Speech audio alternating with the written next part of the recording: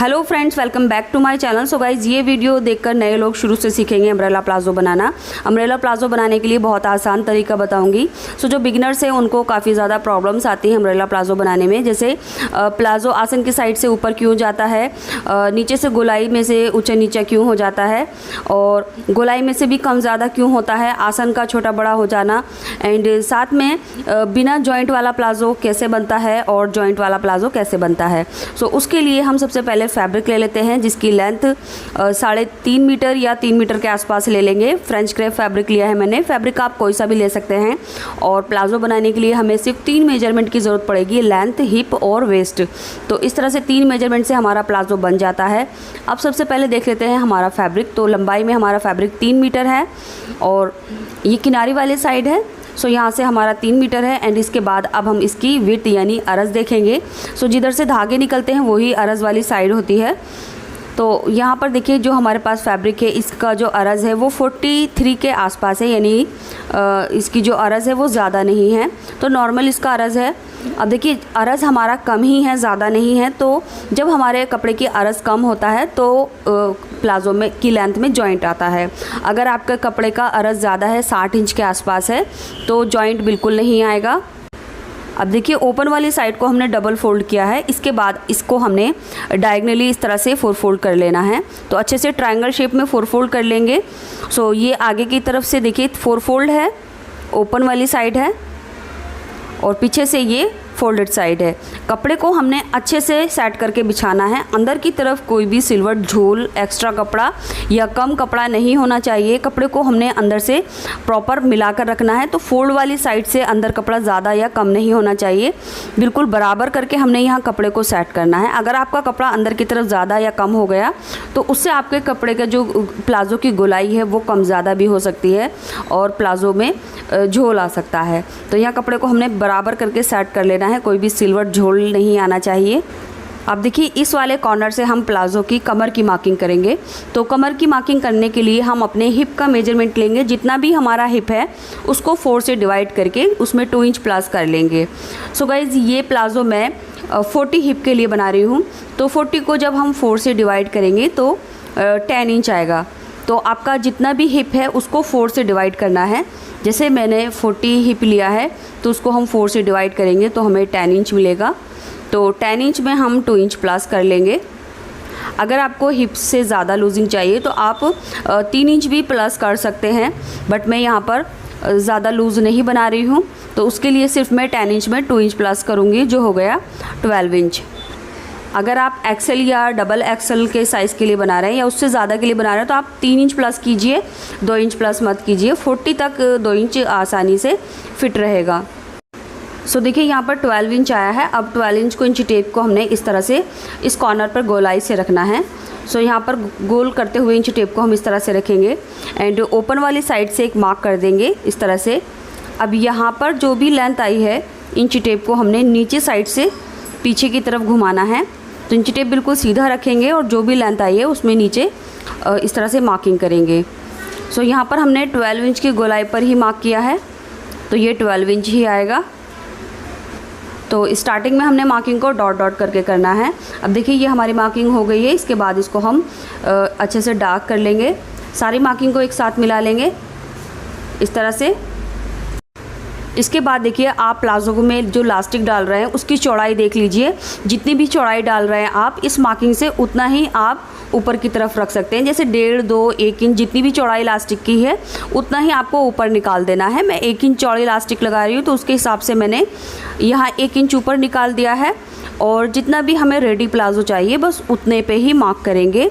लगभग 38 पर मार्क किया है मैंने। अब ऊपर कॉर्नर पर इंची टेप रखेंगे और लगभग 53 इंच की लेंथ पर मेरा मार्क आया है।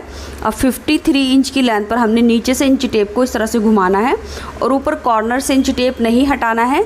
जहाँ हमने फर्स्ट टाइम रखा था वहीं रखेंगे और बस इसी तरह से हम कर्व शेप में मार्किंग आगे की तरफ करते जाएंगे।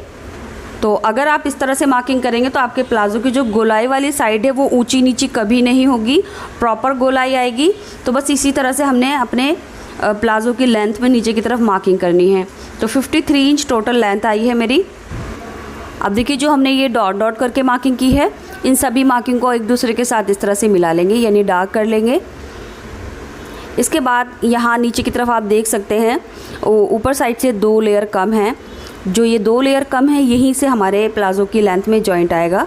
सो यहाँ देख सकते हैं आप, ये किनारी वाली साइड है एंड जिसका लेंथ है वो लगभग 10.5 इंच का इसमें जॉइंट आएगा, क्योंकि हमारे कपड़े का जो अरज़ है वो कम है। अगर अरज़ ज़्यादा होता तो ये जॉइंट बिल्कुल नहीं आता। सो मार्किंग हमारी कंप्लीट हो चुकी है। इसके बाद इसी मार्किंग पर हमने कटिंग कर लेनी है। इस तरह से सेंटर में एक नॉच भी लगा लेंगे इस साइड से। अब देखिए आगे की तरफ जो ओपन वाली साइड है यहाँ पर 2 किनारी हैं, इसको भी किनारियाँ इसकी दोनों कट कर लेंगे। ये किनारियाँ हमें कट कर लेनी है बिकॉज़ ये जो टाइट वाला पार्ट है इसको हम निकाल देंगे। इससे हमारी जो सिलाई है वो ऊपर की तरफ खींचेगी नहीं और प्लाज़ो की जो लेंथ है इनर वाली साइड से वो भी ऊपर की तरफ नहीं उचकेगी और आसन की साइड से जो प्लाज़ो ऊपर जाता है वो भी नहीं जाएगा, क्योंकि किनारियाँ जो होती हैं वो सिकुड़ी हुई होती हैं, टाइट होती हैं, उसकी वजह से अंदर की तरफ से प्लाज़ो उचक जाता है। तो देखिए यहाँ से हमने कटिंग कर ली। अब ये बचे हुए फैब्रिक से हम डबल फोल्ड है, अब इस फैब्रिक से हम अपनी प्लाज़ो की लेंथ में जॉइंट डालेंगे। तो कपड़े को हमने इस तरह से रखना है, जितना ज़्यादा यहाँ नीचे की साइड से ज़्यादा फैब्रिक है ये किनारी इसको निकाल देंगे और यहाँ से इसको मिलाकर रखेंगे। तो चौड़ी वाली साइड फैब्रिक की हमने इस तरफ रखी है और पतली वाली साइड उधर रखी है। यहाँ पर हमने आधा इंच ऊपर की तरफ चढ़ा कर रखा है जो इसका सीमिंग अलाउंस है। तो इस तरह से हमने सीधा करके रख लेना है।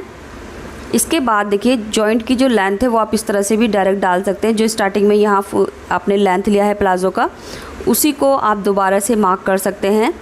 सो आगे तक इसी तरह से आपको मार्किंग कर लेनी है, या फिर आप चाहें तो इसको डायरेक्टली इस तरह से भी मार्क कर सकते हैं। जब हम यहाँ पर हैंड रखेंगे तो टच करने से फील हो जाएगा कि नीचे का फैब्रिक कहाँ पर है, तो उसी को टच करते हुए हम ये मार्किंग डॉट डॉट करके कर लेंगे। तो मैं डायरेक्ट आपको ऐसे ही करके दिखा रही हूँ। जब हम फिंगर से टच करते हैं तो यहाँ पर फील हो जाएगा कि नीचे फैब्रिक कहाँ पर है। तो लीजिए बिल्कुल हमने मार्किंग वहीं की है जहाँ तक हमारा नीचे फैब्रिक है। सो इस तरह से हमने मार्किंग कर ली है। अब हमने ये कटिंग कर लेनी है, तो ये 2 जॉइंट हमारे कट हो जाएंगे।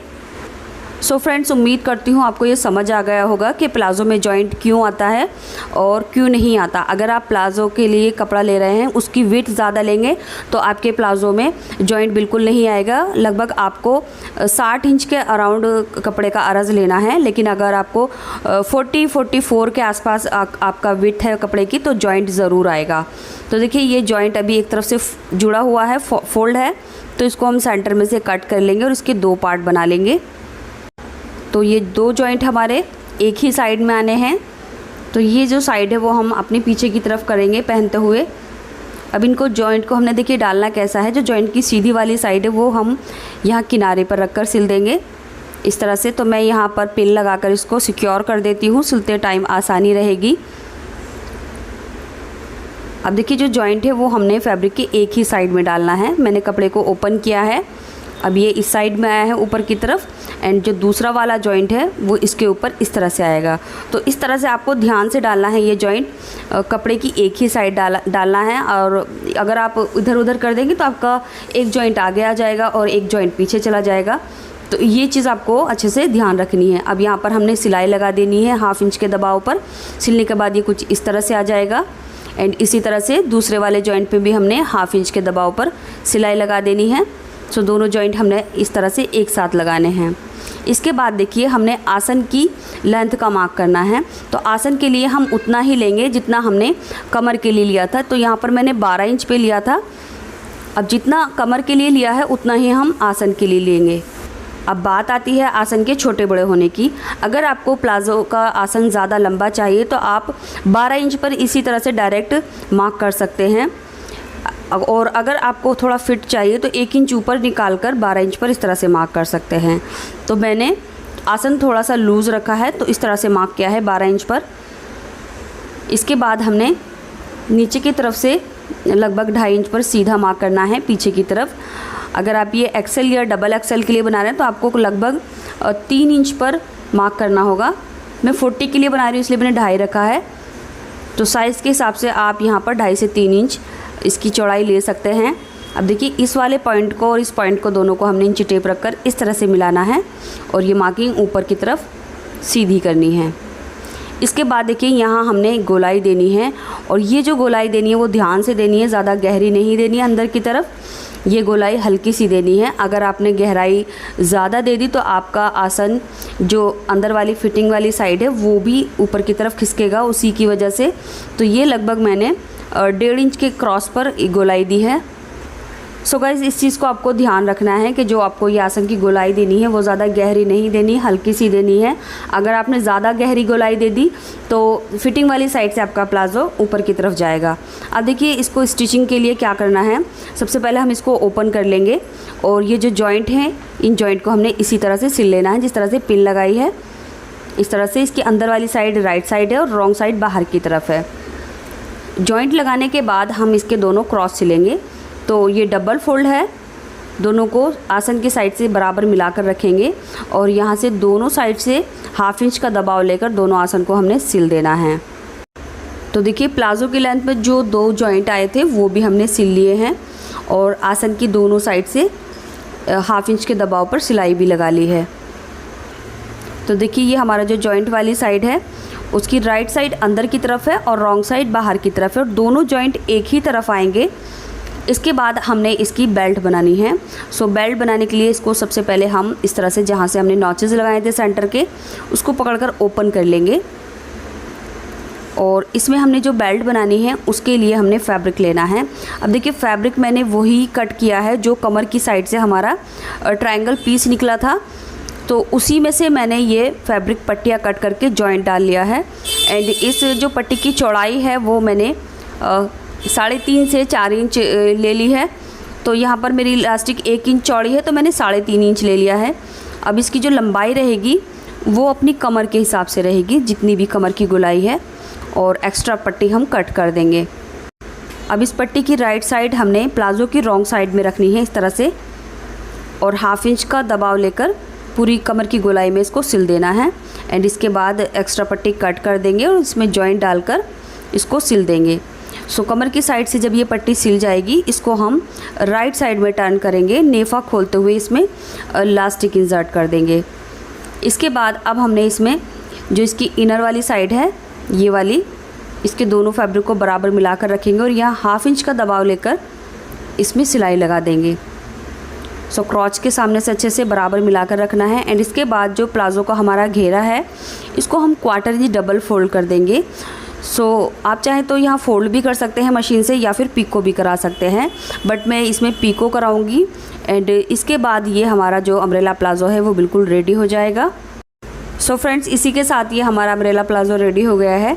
एंड इस प्लाज़ो के साथ ही मैंने डिज़ाइनर कुर्ती बनाई है। इसका वीडियो मैं अपने दूसरे चैनल पर पोस्ट कर चुकी हूँ, जिसके लिंक मैं आपको इस वीडियो के डिस्क्रिप्शन बॉक्स और पिन कमेंट में दे दूँगी, तो आप ये कुर्ती का वीडियो देख सकते हैं। इस कुर्ती पर मैंने सेविंग मशीन से यानी सिलाई मशीन से एम्ब्रॉयडरी की है, mirror work and zari work. So अगर आपको ये कुर्ती नेक डिज़ाइन और स्लीव डिज़ाइन पसंद आया तो वो वीडियो भी आप ज़रूर देख लेना। एंड यहाँ बात कर लेते हैं अपने अम्ब्रेला प्लाज़ो की। सो आप देख सकते हैं प्लाज़ो को जो फ्लेयर है वो कितना ज़्यादा है। एंड नीचे से गोलाई की साइड से बिल्कुल बराबर है, इसके बाद साइड से भी नहीं लटक रहा और अंदर की तरफ से भी नहीं उचक रहा है। तो इसी के साथ हमारी वीडियो कंप्लीट होती है। मिलते हैं अगली वीडियो में कुछ नए आइडियाज़ के साथ। तब तक के लिए bye, take care, thanks for watching this video।